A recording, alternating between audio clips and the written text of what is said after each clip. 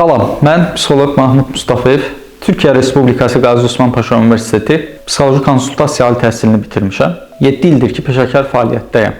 Hal-hazırda Nəfəs Psixonevroloji Sağlamlıq Mərkəzində fəaliyyətimi davam etdirirəm. Fəaliyyətim müddətində istifadə etdiyim elmi sınaqlara əsaslanan, elmi protokollara əsaslanan yanaşmalar var. Bu yanaşmalardan bəhs etmək istəyirəm.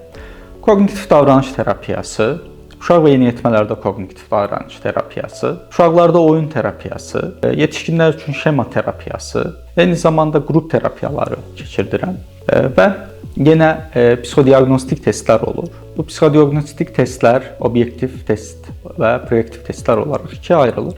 Obyektiv testlər zəka və diqqət testləri olaraq ifadə edilir. Daha çox istifadə edilir.